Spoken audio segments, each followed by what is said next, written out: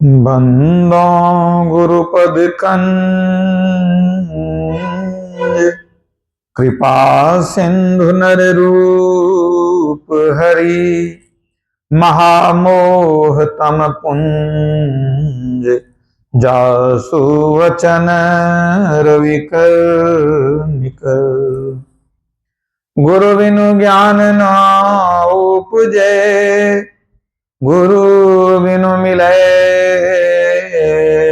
न भेव गुरु बिनु संशय न मिटे। जय जय जय गुरुदेव। बोलिए प्रेम से श्री सद्गुरु महाराज की जय।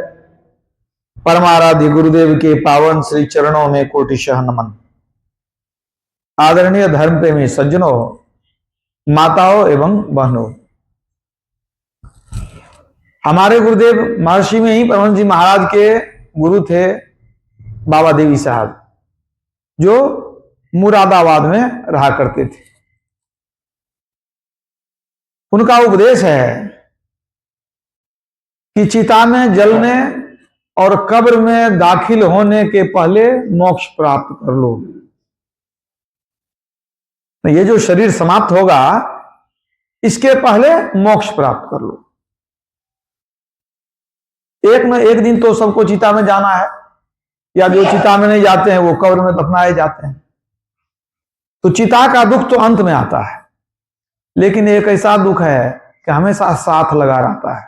वह क्या है? चिता शब्द में आप एक अनुस्वार लगा दीजिए तो क्या हो गया? चिंता। पूज्यपाद संतसेवी ब्रह्मजी महाराज कहा करते थे कि चिता तो मुर्दा को जलाती है, लेकिन चिता में जब हम एक बिंदा दे देते हैं तो वह जिंदा को जलाने लगती है। चिता और चिंता दोनों शब्द एक ही तरह है, और दोनों का काम भी एक ही है। दोनों का काम कैसा है? जलाना। दोनों का काम है जलाना, लेकिन चिता तो मुर्दा को जलाती है और चिंता जिंदा को जलाती है। और क्या अंतर है? चिता तो एक ही बार में जला के समाप्त कर देती है, और चिंता एकदम तिल तिल करके लोगों को जलाती है। उभय शब्द चिंता चिता दो एक समान, चिता जलावत देह को चिंता तन सौ प्राण। माने तन सौ प्राण, प्राण सहित जो शरीर है, चिंता उसको जलाती रहती है। प्रत्येक व्यक्ति चिंता से ग्रसित है। तुलसीदास जी ने लिखा है, चिंता को सांपनी का रूप कहा गया है। चिंता सांपनी काहि न खाया, को जग जाहि न व्यापी माया। कौन ऐसा व्यक्ति है जो माया से ग्रसित नहीं हुआ? चिंता रूपी सांपनी ने किसको नहीं खाया। तो प्रत्येक मनुष्य हमेशा चिंतित रहा करते हैं। तो चिंता से निकलने का उपाय क्या है? किस तरह से हम इस चिंता रूपी सांपनी से बचेंगे? एक बहुत रोचक कथा है। एक महात्मा जी थे, कहीं तीर्थाटन में जा रहे थे। चलते चलते एक अनजान शहर में पहुंच गए। वहां रात हो गई। पहुंचने पर रात हो गई तो सब लोग अपना दरवाजा लगा करके सो गए। मतलब ठंडी की रात थी, जाड़ा का महीना था, तो सब लोग अपना अपना दरवाजा बंद करके सो गए। अब ये सोचते हैं कि बस्ती में आए हैं, रात अधिक हो गई, अब कहां रात में सोए। ठंड से ये ठिठुरने लगे। अब किसको रात में कष्ट दें, खटखटावें, कोई आश्रय देगा कि नहीं देगा। इधर उधर देखने लग गए कि कोई ऐसा जगह मिल जाए। एक ही कंबल था पतला सा उनके पास, किसी तरह रात कट जाए। तो संयोग से घूमते घूमते एक भूजे वाले की भट्ठी नजर आ गई। जो भूजा भूजता है, लंबा बड़ा सा चूल्हा होता है, भट्ठी कहते हैं उसको। तो उन्होंने सोचा कि अगर भट्ठी में आग होगी ना, यहीं बैठ के रात किसी तरह गुजार लेंगे। कोई तो था नहीं दुकान में वहां जब जाकर नजदीक से देखते हैं तो देखते हैं कि भट्टी में आग तो नहीं है, लेकिन राख नरम है, गर्म है। तो सोचे किसी तरह यहीं रात काटेंगे। अब वो चूल्हे के बगल में बैठ गए कुछ देर, और जब रात में अधिक रात हुई तो ठंड जब बढ़ गई तो अब उनको परेशानी होने लगी। अब क्या करें? तो वो क्या किए, तो चूल्हे में ही घुस गए। बड़ा सा चूल्हा था, भट्टी, उसी में घुस गए। यहाँ हवा भी नहीं लगेगी और यहाँ जो है राख गर्म है, नरम है, बढ़िया है, उसी में बैठ गए। और जब नींद आ गई तो चूल्हे में ही टांग पसार के उसी में किसी तरह सो गए, चूल्हे में सो गए, अच्छी तरह से सोए। अब सुबह ब्राह्म मुहूर्त में फिर नींद खुली तो चूल्हे में ही बैठे रहे, बाहर ठंड जब बहुत थी, उसी में बैठ करके अपना ध्यान भजन कर रहे हैं, सुमिरन कर रहे हैं। संजोग से बगल में ही राजा का राजभवन था। राजा के यहां उनके कुछ मित्र लोग आए हुए थे रात में। राजा भी सुबह सुबह उठे, अपने मित्र लोग के साथ में बैठे हुए थे। सुबह सुबह एक जगह बैठे तो राजा पूछते हैं अपने मित्रों को कि कहिए रात कैसी कटी? ठीक से सोए कि नहीं? कोई भी आते हैं अतिथि लोग तो पूछते हैं कि रात में कोई कष्ट तो नहीं हुआ, तो रात कैसी कटी? अब मित्र लोग जो थे वो तो बाद में जवाब देंगे। इधर से महात्मा जी जवाब दे दिए, वो सुन लिए, आवाज आ गई कि रात कैसी कटी? तो जवाब देते हैं क्या, कुछ तो तेरे तरह कटी और कुछ तुमसे भी अच्छी रात कटी।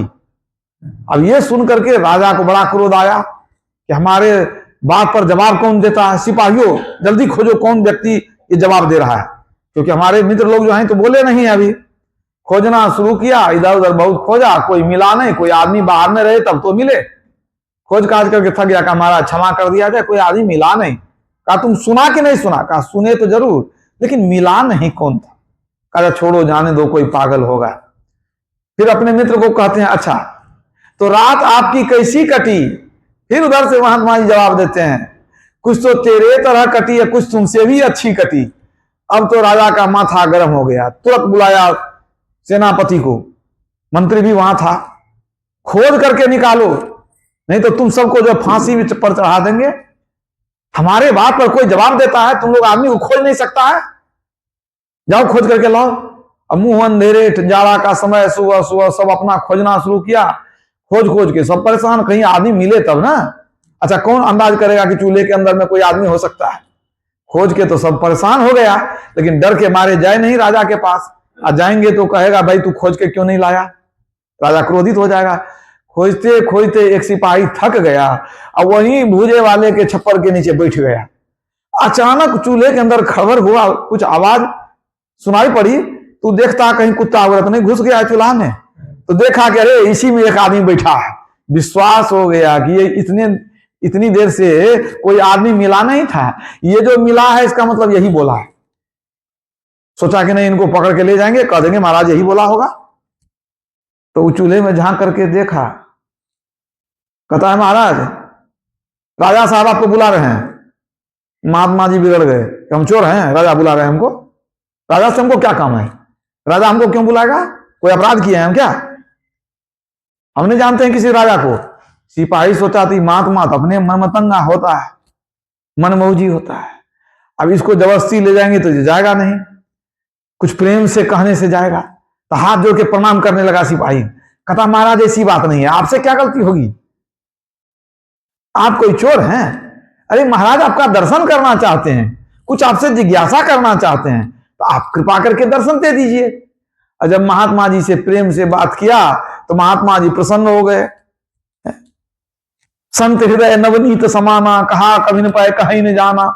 संतों का हृदय तो मक्खन के समान कोमल होता है। तो पिघल गए, और जब पिघल गए कहा चलो चलते हैं। वो चूल्हा से निकल गए, और जब निकल गए तो पूरे शरीर में राख लगा हुआ, चेहरा में कहां कहां राख ही नहीं, बीच बीच में काला टीका भी लगा हुआ। और चूल्हे में तो कालिख रहता है ना, अब कहीं उजला कहीं काला, पूरा टीका भी शरीर में पूरा लगा हुआ काला काला। ये देखने लग गया सिपाही, भाई ये कैसा लगता है, बड़ा विचित्र लगता है देखने में, मुंह से लेके पैर तक काला उजला लगा हुआ है। महात्मा जी कहते हैं क्या देखता है तुम? कहा नहीं महाराज कुछ नहीं, ऐसे ही आपको देख रहे थे, चला जाए कृपा करके। कैसे बोलेगा? कुछ बोल देगा। महात्मा जी कहीं दुखी हो जाए तब, क्रोधित हो जाए तब। किसी तरह उनको ले गया, और जब ले गया तो राजा को इशारा कर दिया कि महाराज यही है, इशारा कर दिया पीछे से। आप कह रहे थे ना खोज के लाइए, यही है। राजा ने देखा महात्मा जी को, तो महात्मा जी पर नजर पड़ते ही राजा का भी थोड़ा मन बदल गया। आदर सहित उनको बैठाए कुर्सी पर, महाराज विराजिए। आपने बहुत कृपा करके दर्शन देने की कृपा की, बैठाए आदर सहित। फिर कहते हैं क्या, राजा ने पूछा कि महाराज हम जो कुछ पूछ रहे थे तो आप ही उत्तर दे रहे थे क्या? कहा उत्तर तो हम ही दे रहे थे, लेकिन हमको क्या पता कि राजा प्रश्न कर रहा है कि प्रजा प्रश्न कर रही है। हम तो सुने तो उत्तर दे दिए, हमारा क्या दोष है? हमको लगा भाई हम ही को पूछ रहा है। राजा को तो ये पता चल गया कि यही उत्तर दे रहे थे। फिर राजा ने पूछा कि महाराज हमने पूछा कि रात कैसी कटी, आपने उत्तर दिया कुछ तो तुम्हारे तरह कटी और कुछ तुमसे भी अच्छी कटी। तो साधु महात्मा तो झूठ नहीं बोलते हैं, तो आपने जो कह दिया कि कुछ तो तुम्हारे तरह कटी, तो आप बताइए कि हम तो राजभवन में सोए थे, अब मोटे गद्दे पर सोए थे। क्षमा कीजिएगा, आपको देख करके लगता है कि आपने चूल्हे में रात बिताई है। कहा हाँ बिल्कुल सही बात है, इसमें शर्म की क्या बात है, साधु कहीं भी बिता सकता है रात। तो कहा महाराज हम तो राजभवन में गद्दे पर सोए और आप तो चूल्हे में सोए, तो आपने जो कहा कि कुछ तो तेरे तरह कटी और कुछ तुमसे अच्छी कटी, तो मेरे तरह रात कैसे कटी? कहा आप चूल्हे में, कहा हम गद्दे पर राजभवन में सोए थे, आप ये हमको समझाइए। महात्मा जी ने कहा एक बात बताओ, तुम जो गद्दा पर सोया वो नरम था कि नहीं? कहा महाराज बहुत नरम बिछौना है। गर्म था कि नहीं? कहा एकदम गर्म है। कहा तो क्या लगता है तुमको, हम जो राख में सोए वो नरम नहीं था क्या? वो गर्म नहीं था? अरे वो नरम भी था, वो गर्म भी था।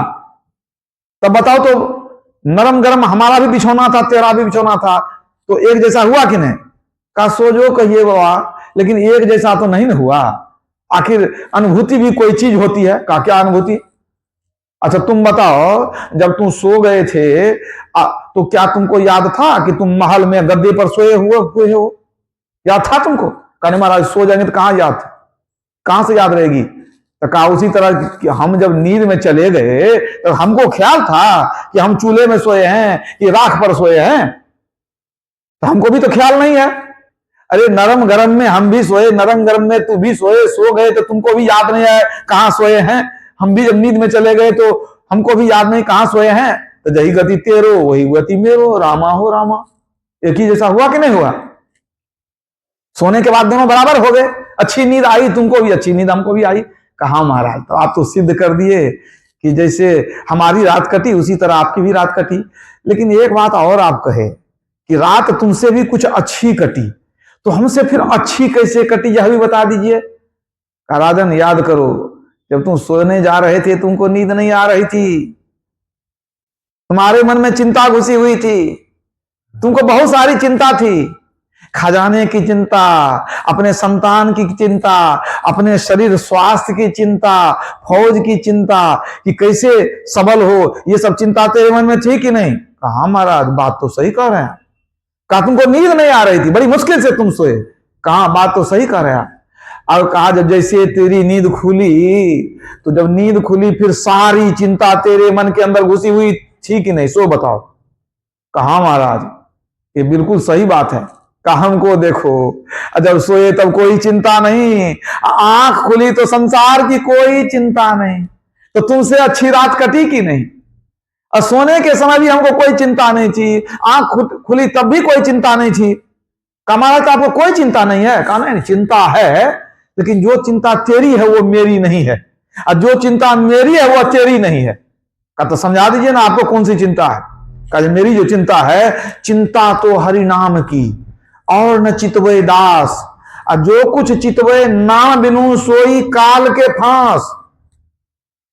जो भक्त होते हैं, साधु होते हैं, वो हरि नाम की चिंता करते हैं कि आज हम नाम जप किए कि नहीं, भक्ति किए कि नहीं। और न चितवे दास, जो सच्चा भक्त होता है वो संसार की चिंता नहीं करता है। क्यों? अगर प्रभु के नाम को छोड़कर दूसरी चिंता करेगा, सोई काल के फांस, जहां जहां उसका मन फंसेगा वहां वहां जाकर के वो अटकेगा, आवागमन के चक्र में घूमेगा। जीव जीव कर्म कियू, लालच लगी तिहती आप बंधायु, अब भूली मन माइया उर्झायु। जब वो संसार की चिंता करेगा, संसार के माया में फंसेगा, तो वह आवागमन के चक्र में पड़ेगा। तो हम संसार की चिंता नहीं करते हैं, हम तो प्रभु की चिंता करते हैं। और हमारी चिंता प्रभु करते हैं। पलटू सोवे मगन में साहब चौकीदार, साहब चौकीदार मगन होए सोबन लागे, अब दोनों पांव पसार देख के दुश्मन भागे। हम तो कहीं पांव पसार के सो जाते हैं और साहब चौकीदारी करते हैं, अब दुश्मन हमको देख के भाग जाता है। तो हम क्या चिंता करेंगे? हम तो सिर्फ प्रभु को याद करते हैं। भक्ति हुई कि नहीं, यही चिंता है, कोई संसार की चिंता नहीं है। इसलिए हम आपको यही बताए कि कुछ आपसे भी अच्छी रात हमारी कटी। तो आप बताइए कि सोते समय चिंता नहीं, उठने पर कोई चिंता नहीं, तो आपसे अच्छी रात कटी कि नहीं कटी? राजा को समझ बात आ गई, तो बात तो सही कहते हैं, गलत तो नहीं कहते। फिर राजा के मन में हुआ कि साधु महात्मा के पास एक रत्न होता है, चिंतामणि रत्न, शायद इनके पास भी होगा। इसलिए बिल्कुल ये निश्चिंत रहते हैं, कोई चिंता फिक्र इसको नहीं सताता है। चिंतामणि नाम का रत्न इनके पास जरूर होगा। तो उन्होंने कहा, महाराज हो सकता है आपके पास चिंतामणि हो, एक रत्न होता है कि नहीं, हो सकता है आपको मिल गया हो, इसीलिए आपकी चिंता खत्म हो गई। कहीं से अगर हमको भी दिला दीजिए तो हमारी भी चिंता दूर हो जाएगी। महात्मा जी ने कहा, राजन संसार में कोई रत्न, कोई पत्थर ऐसा नहीं होता है। वो कहने की बात है कि चिंतामणि रत्न होता है, अब वो मिल जाए तो चिंता दूर हो जाती है। वो कोई वस्तु नहीं है, लेकिन हाँ चिंतामणि कुछ तो जरूर है। तो कहा, तो बता दीजिए वो कौन सी चिंतामणि है, वो हमको भी बता दीजिए। तो महात्मा जी ने बताया कि अब देखो, जानो वो चिंतामणि क्या है, चिंतामणि को जानो, तुमको भी प्राप्त हो सकता है। राम भगत चिंतामणि सुंदर, बस गरुर जाके उर अंतर, परम प्रकाश रूप दिन राती, नहीं कछु चाहिए दिया घृत बाती। राम भगति चिंतामणि सुंदर, राम की भक्ति ही वह चिंतामणि है, चिंतामणि रत्न है। अब बसई गरुड़ जाके उर अंतर, गरुड़ जी को कहते हैं कागुसुंडी जी, हे गरुड़ जी, जिसके हृदय में वो चिंतामणि बस गई, परम प्रकाश रूप दिन राती, दिन रात उनके हृदय में प्रकाश फैलता रहता है। और नहीं कछु चाहिए दिया घृत बाती, बिना घी दिया बत्ती के दिन रात प्रकाश होते रहता है। मोह दरिद्र निकट नहीं आवा, लोभ बात नहीं ताहि बुझावा। जब वो भक्ति बस जाती है, परम प्रकाश का दर्शन होने लगता है, मोह दरिद्र निकट नहीं आवा, मोह मना ज्ञानता रूपी दरिद्रता उसके निकट नहीं आती है। लोभ रूपी हवा उस चिंतामणि के प्रकाश को बुझा नहीं सकती है। प्रबल अविद्या तम मिट जाई, हार ही सकल सलभ समुदायी। कहते हैं कि प्रबल अविद्या तम मिट जाई, अज्ञानता रूपी जो अंधकार है उसका पूर्णतः नाश हो जाता है। और दम्भ आदि जो पतिंगे हैं वो निकट नहीं आते, वो हार जाते हैं। हार ही सकल सलभ समुदायी, सलभ कहते हैं पतिंगा को, वो हार जाता है। मतलब सारे विकार धीरे धीरे समाप्त हो जाते हैं। अगर राम भक्ति रूपी चिंतामणि आपके हृदय में बस गई तो सारे खट विकार आपके समाप्त हो जाएंगे। काम, क्रोध, लोभ, मोह, मद, मात्सर्य सब कुछ समाप्त। तो उस भक्ति का लक्षण क्या हुआ? परम प्रकाश दिन रूप दिन राती, और नहीं कछु चाहिए दिया घृतवाती, बिना घी दिया बत्ती के परम प्रकाश। इसी कबीर साहब ने कहा, अपने घट दिया ना बारू रे, नाम के तेल सूरत कै बाती, ब्रह्म अगिन उद्गारू रे। जगमग ज्योति निहारू मंदिर में, तनमन धन सब वारू रे, झूठी जान जगत की आशा, बारंबार विसारू रे। घी दिया बत्ती की आवश्यकता नहीं है। यही बात पलटू साहब कहते हैं। उल्टा कुआं गगन में तिस्मे बरे चिराग। मनुष्य की जो खोपड़ी है, आंख से नीचे पिंड का भाग, आंख से ऊपर ब्रह्मांड का भाग, उसी ब्रह्मांड के भाग को उल्टा कुआं कहा गया। उल्टा कुआं गगन में तिसमें बड़े चिराग, तिसमें बड़े चिराग, बिना रोगन बिन बाती। तेल बाती की जरूरत नहीं है। बिना रोगन बिन बाती, अच्छा ऋतु 12 मास रहत जलते दिन राती। 6 ऋतु 12 मास वो जलता ही रहता है। ऐसा नहीं कि प्रकाश नहीं, हम देख नहीं पाते हैं। सदगुरु मिला जो हो ताही के नजर में आवे, और कोई ना ही जो वाको दर्शावे। तो वह जो परम प्रकाश है, अगर उसको प्राप्त कर लिए, तब चिंतामणि भक्ति आपके हृदय में बस गई। तो उसके लिए करना क्या पड़ेगा? कैसे चिंतामणि भक्ति हमको प्राप्त होगी? अंतः में प्रकाश कैसे होगा? सहरसा जिले में एक संत हुए लक्ष्मीनाथ गोसाई, वो उपाय बतलाते हैं। चंचल चित को थिर करी, चौथी में चितलाव, चंद्र सुधारस चाखिए, चिंतामणि पद पाव। वो भी कहते हैं चिंतामणि की प्राप्ति कैसे होगी, उपाय बता रहे हैं। चिंतामणि, देखिए चिंतामणि की चर्चा में कर रहा था कि सारी चिंता आपकी समाप्त हो जाएगी। तो लक्ष्मीनाथ गोसाई कहते हैं चंचल चित्त को थिर करी, चौथी में चितलाव। चंचल चित्त को स्थिर करो और चौथी दशा में अपने के ले जाओ। चौथी दशा मतलब जागृत स्वप्न सुसुप्ति को छोड़ करके चौथी दशा, जिसको तुरिया अवस्था कहते हैं, उसमें ले जाओ। चौथी में चितलाओ, तो वहां जाके क्या होगा? चंद्र सुधा रस चाखिए, चिंतामणि पद पाओ। जैसे आज्ञा चक्र से सहस्र कमल में जाते हैं, वहां चंद्रमा के प्रकाश रूपी अमृत को पान करने का अवसर मिलता है। चंद्र सुधा रस चाखिए, चंद्रमा के प्रकाश रूपी अमृत को पान करते हैं। और जब चंद्रमा का दर्शन हो गया, उसके प्रकाश रूपी अमृत को पान कर लिए, तब क्या हो गया? चिंतामणि पद पाओ, सारी चिंता आपकी समाप्त हो गई। ठीक यही प्रकाश के बारे में उन्होंने कहा ना तुलसीदास जी ने कि राम भगत चिंतामणि सुंदर, अवसय गरुड़ जाके उरंतर परम प्रकाश रूप दिन राती। तो लक्ष्मीनाथ गोसाई ने उपाय बताया कि 3 अवस्था को छोड़ करके चौथी अवस्था में जाओ। तब क्या होगा? तुम आज्ञा चक्र से सहस्र कमल में जाओगे, चंद्रमा का दर्शन होगा, और तब जो है चिंतामणि पद में तुम पहुंच गए। 3 अवस्था को छोड़ने के लिए कहा गया। ऐसा नहीं है कि सिर्फ लक्ष्मीनाथ गोसाई ने 3 अवस्था को छोड़ने के लिए कहा हो।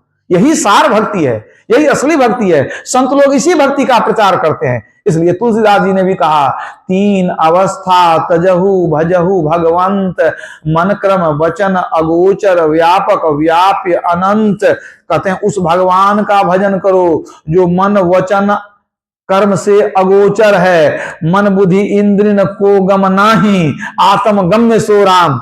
जो मन बुद्धि इंद्रियों से परे है, उसका भजन करो। मन क्रम वचन अगोचर, और वह कैसा है भगवान या परमात्मा? व्यापक व्याप्य अनंत। वह व्यापक भी है, वही व्याप्य भी है, वह अनंत भी है। व्यापक भी वही है, सब में घुसा हुआ है, और व्याप्य भी वही है जिसमें घुसा हुआ है। जो कुछ संसार में देखते हैं सब कुछ क्या है? ईशावास्य मिदं सर्वं यत्किंच जगत्यांग जगत।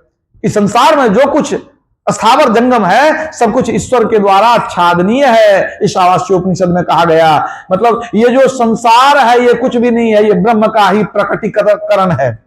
और ये जो देखते हैं यह ब्रह्म का ही एक सगुण रूप है। इसके अंदर में ब्रह्म भी समाया हुआ है, मतलब व्यापक भी है, व्याप्य भी है, अनंत भी है। तो जो परमात्मा व्यापक है, व्याप्य है, अनंत है, मन वचन कर्म से अगोचर है, उसकी भक्ति कैसे करोगे? 3 अवस्था तजहु भजहु भगवंत। 3 अवस्था से ऊपर जाओ। 3 अवस्था हम लोग तो आते जाते रहते हैं इसमें। अभी जागृत अवस्था में है, फिर कभी कभी स्वप्न में रहते हैं। जागृत वासा नयन में स्वप्न कंठ स्थान। जागृत के समय जीवात्मा का वासा आंखों में होता है, स्वप्न में ये जीव उतर करके कंठ में आ जाती है, और जब गहरी नींद में जाते हैं तो कंठ से उतर करके हृदय में आ जाती है। तो 3 अवस्था हम लोग जानते हैं, जागृत में भी रहते हैं, स्वप्न में भी रहते हैं, हृदय में भी रहते हैं। तो इसकी कुछ पहचान भी है। अगर आप जागृत अवस्था में हैं तो जीवात्मा का वासा आपके आंखों के स्थान पर है, आंखों के मध्य है, तो क्या होगा? सारी इंद्रियां जगी हुई रहती है। आप जगे हुए हैं, सारी इंद्रियां काम कर रही हैं, 5 ज्ञान इंद्रियां, 5 कर्म इंद्रियां। और जब आप स्वप्नावस्था में जाते हैं तो जीभ उतर करके कंठ में आ जाता है, आ जाती है। तो आंख से उतर करके कंठ में आ गई, तो कंठ में आने से क्या सब हुआ, लक्षण में क्या भेद हुआ कि अब देखिए कि आप देखेंगे कि जब स्वप्न में व्यक्ति चला जाता है तो कान, अगर कान में छेद है लेकिन सुनते नहीं है, कोई कुछ बोल दे बिल्कुल सुनेंगे नहीं। अगर बच्चा मान लीजिए पखाना कर दिया तो गंध नहीं पता चलेगा। माने जैसे जीवात्मा उतर गई कंठ में तो ऊपर का काम बंद हो गया, आंख काम करना छोड़ देती है, कान का भी काम बंद हो गया, नाक का भी काम बंद हो गया, लेकिन कंठ में है तो कंठ का काम होता है। कैसे? स्वप्न में डर जाते हैं तो बोलते हैं कि नहीं, चिल्लाते हैं कि नहीं, तो कंठ का काम हो रहा है। और जब उससे भी नीचे हृदय में आ गए, गहरी निद्रा में, इसको निठा नींद कहते हैं, गहरी निद्रा में, तो कंठ भी काम नहीं करेगा, उसके बाद कंठ भी बेकाम हो जाता है। तो तीन अवस्था हम लोग जानते हैं, तो कहते हैं तीन अवस्था को छोड़ करके आगे बढ़ना पड़ेगा। इसके लिए क्या करना पड़ेगा? यही है ध्यान योग। इसके लिए क्या करना पड़ेगा? तो गुरु महाराज ने जो दीक्षा बताई है वही तो उपाय है। तो तीन अवस्था को छोड़ने के लिए सभी संत कहते हैं। मनुदास जी कहते हैं तीनों दशा विसारी के चौथा पद पाया, शिव नगरी आसन किया, शून्य ध्यान लगाया। तीन दशा को हमने विसार दिया। कैसे? शून्य ध्यान लगाया। शून्य ध्यान क्या है? यही है दृष्टि योग, जिसको हम लोग बिंदु ध्यान कहते हैं, दृष्टि योग कहते हैं। कबीर साहब ने भी इसको शून्य ध्यान कहा, भगवान कृष्ण ने भी शून्य ध्यान कहा। कबीर साहब के वाणी में आया है, शून्य ध्यान सबके मन माना, तुम बैठो आत्म अस्थाना। शून्य ध्यान करने से मन मान जाता है और आत्मा के स्थान में पहुंच जाते हैं चलते चलते। तो मन कैसे मानेगा? जब शून्य ध्यान करेंगे, दृष्टि योग। इसी को भगवान कृष्ण ने भागवत में कहा, हे उद्धव जी, आप मेरे पूरे शरीर का ध्यान कीजिए, और पूरे शरीर पर ध्यान टिक जाए तो सिर्फ चेहरे का ध्यान कीजिए, और जब चेहरे पर भी ध्यान टिक जाए तब आप शून्य में ध्यान कीजिए। मतलब अंधकार मंडल में गुरु के द्वारा बताए स्थान पर दृष्टि को केंद्रित कीजिए। तो शून्य है वहां, इसलिए शून्य ध्यान कहते हैं। बिंदु प्रकट होता है इसलिए बिंदु ध्यान कहते हैं। दृष्टि को जोड़ते हैं इसलिए दृष्टि योग कहते हैं। नाम अनेक, क्रिया एक ही एक। तो मलुकदास जी ने क्या कहा? वो कहते हैं तीनों दशा विसारी के चौथा पद पाया, शिव नगरी आसन किया, शून्य ध्यान लगाया। मतलब क्या हुआ? कहते हैं कि हमने शून्य ध्यान के द्वारा तीनों दशा को विसार दिया, और चौथे पद में मैं चला गया तो हमारा आसन कहां लग गया? शिव नगरी में। हम शिव नगरी में पहुंच गए। शिव की नगरी कहां है? आपके अंदर में है। जावाल दर्शनोपनिषद में आया है, तीर्थे दाने जपे यज्ञे काष्ठे पाषाण के सदा, शिवं पश्यति मूढ़ात्मा शिवे देहे प्रतिष्ठिते। कहते हैं कि तीर्थ में, दान में, जप में, यज्ञ में, लकड़ी में, पत्थर में लोग शिव को खोजते हैं। कौन लोग खोजते हैं? मूर्ख लोग। तीर्थे दाने जपे यज्ञे काष्ठे पाषाण के सदा, शिवं पश्यति मूढ़ात्मा। मूढ़ माने मूर्ख, मूर्ख व्यक्ति तीर्थ में, दान में, जप में, यज्ञ में, लकड़ी पत्थर में शिव को खोजते हैं, लेकिन शिव कहां है? शिवे देहे प्रतिष्ठिते। इस शरीर में ही शिव बैठा हुआ है। शिव नगरी जाने की युक्ति जानेंगे तब ना, शिव नगरी में पहुंचने का रास्ता मिलेगा तब ना। तो शून्य ध्यान के द्वारा शिव नगरी में पहुंचते हैं। तो शिव किस रूप में हमारे अंदर में है? बिंदुनाद महालिंगन शिव शक्ति निकेतनम, देहं शिवालयं प्रोक्तं सिद्धिदं सर्वदेहिनाम।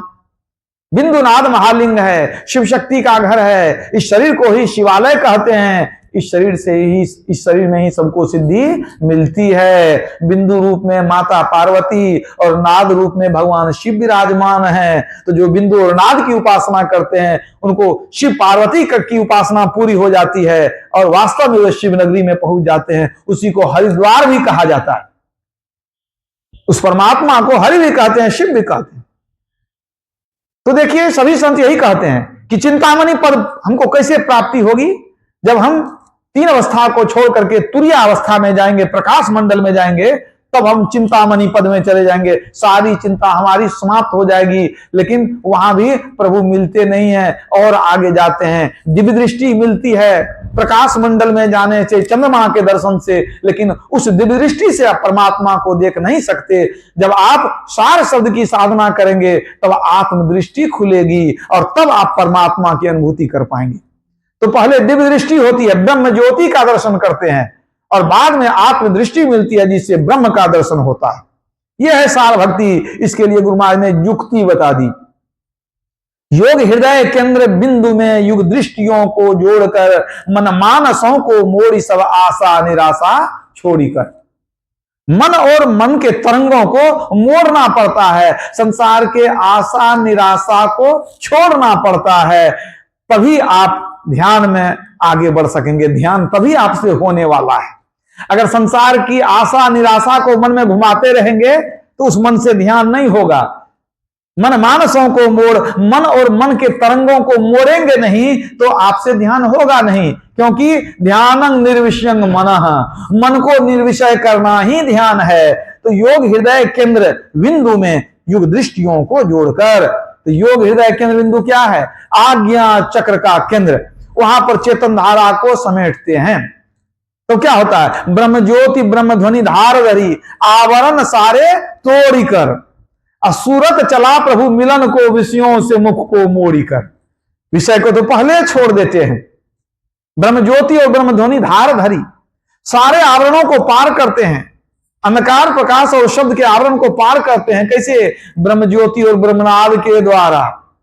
ब्रह्म ज्योति और ब्रह्मनाद के द्वारा पहले परमात्मा की ज्योति को पकड़ते हैं, फिर परमात्मा के शब्द को पकड़ते हैं। ब्रह्म ज्योति ब्रह्म ध्वनि धार धरी, इस तरह से आवरण सारे तोड़ी कर इसी को पकड़ के आवरण को तोड़ देते हैं। तब क्या होगा? सूरत चला प्रभु मिलन को, और संसार का विषय छूट गया। अब निर्विषय तत्व के तरफ चलेंगे। हमारी सूरत अब प्रभु के मिलन के लिए चल रही है। तो चलते चलते अंदर में जैसे निःशब्द परम पद में जाएंगे तब क्या होगा? निज घर में निज प्रभु को पावे। निज घर, अपने ही शरीर रूपी घर, परमात्मा जो कृपा करके सुंदर दुर्लभ मनुष्य शरीर दिए हैं, इसी मनुष्य शरीर को शिवालय देवालय कहा गया। इसी में परमात्मा मिलते हैं। यह शरीर क्यों दिया गया? परमात्मा से मिलने का मंदिर है। ये कुदरती काबे के तू मेहराव में सुन गौर से, है आ रही दूर से सदा तेरे बुलाने के लिए। तो निज घर में निज प्रभु को पावे। अपने परम प्रभु को कहां पाएंगे? इसी शरीर के अंदर। अति हुलसावे ना, बहुत आनंद आता है। मैं ही अस गुरु संत युक्ति भवत्रास मिटावे ना। संत और सदगुरु की युक्ति से जो अपने अंदर में प्रभु को पा लेते हैं, यमत्रास मिटावे ना, आवागमन का चक्र उनका बिल्कुल समाप्त हो जाता है। यह है सार भक्ति जिसका प्रचार संत और सदगुरु करते हैं। और यह भक्ति अगर हृदय में बस गई, सारी चिंता आपकी समाप्त हो जाएगी। राम भगति मणि उर्वस जाके, दुख लवलेश न सपने होता के। स्वप्न में भी दुख का लवलेश उनको नहीं होगा जिसके हृदय में ये भक्ति बस जाएगी। इसलिए सबको चाहिए कि इस भक्ति को जाने। यही असली सार भक्ति है। बाहरी भक्ति तो सब कोई जानते हैं, देखा देखी समझ लेते हैं, लेकिन इस भक्ति को एक बार सुनने से कुछ नहीं होगा। बार बार सुनेंगे तो ज्ञान बढ़ता जाएगा, दीक्षा लेकर अभ्यास भी करेंगे, तब धीरे धीरे कुछ प्राप्ति होगी। झूठमुठ खेले सचमुच होए, सचमुच खेले बिरला कोई। जो कोई खेले मन चितला है तो होते होते होइए जाए। पहले झूठ-मूठ खेलते हैं, मतलब कहते हैं ध्यान करते हैं, कपड़ा ओढ़कर बैठते हैं, आंख बंद करके बैठ जाते हैं। तो यह ध्यान वास्तव में नहीं है, यह ध्यान का अभ्यास है। हम लोग झूठ-मूठ एक खेल करते हैं, लेकिन धीरे धीरे धीरे होता क्या है, शुरू में शरीर तो बैठ जाता है, मन नहीं बैठता है। लेकिन जब मन बैठने लगेगा तब आप सचमुच में खेलेंगे। झूठ-मूठ खेले सचमुच होए, पहले झूठ-मूठ खेलते हैं, और जब मन अस्थिर होने लगता है तब सचमुच खेलते हैं। अब जो कोई खेले मन चितला है, पूरा मन चित लगा करके जो इस खेल को खेलते हैं, ये उल्टा खेल है, इस खेल को खेलते हैं, तो जो कोई खेले मन चितलाए तो होते होते होइए जाए। मतलब प्रकाश का दर्शन होगा, शब्द मिलेगा, परमात्मा मिल जाएंगे। इस खेल को खेलने में मन चित लगाना पड़ता है, लेकिन बिना गुरु युक्ति के यह खेल नहीं जानेंगे। सुंदरदास जी कहते हैं सदगुरु बिना नहीं पाइए यह अगम उल्टा खेल रे, कही दास सुंदर देखते वो जीव ब्रह्म ही मेल रे। ये उल्टा खेल है। उल्टा खेल कैसे उल्टा खेल है? संसार की वस्तु को आंख खोल के देखते हैं, संसार में पैर से चलते हैं, लेकिन यह उल्टा खेल कैसा है? पैर मोड़ के चलो, आंख बंद करके देखो। बिल्कुल उल्टा चीज है। आंख बंद करके देखते हैं, पैर मोड़ के चलते हैं, तो इसलिए इसको उल्टा खेल कहा गया। तो सुंदरदास जी कहते हैं सदगुरु बिना नहीं पाइए यह अगम उल्टा खेल दे। यह बड़ा अगम है, कठिन भी कह सकते हैं इसको, उल्टा खेल है। तो बिना सदगुरु के इसको नहीं पाएंगे। और यदि ये आप पा लिए, ये उल्टा खेल जान गए, ये सार भक्ति को जान गए, तो कही दास सुंदर देखते कोई जीव ब्रह्म ही मेल रे। कहते हैं देखते देखते जीव और ब्रह्म का मिलन हो जाएगा, आवागमन का चक्र छूट जाएगा। तब जो बाबा देवी साहब ने कहा क्या कि कब्र में दाखिल होने के पहले और चिता में जलने के पहले मोक्ष प्राप्त कर लो। इसलिए सबको चाहिए कि इस ज्ञान का अभ्यास करें और अपना कल्याण बनावें। बोलिए प्रेम से श्री सद्गुरु महाराज की जय।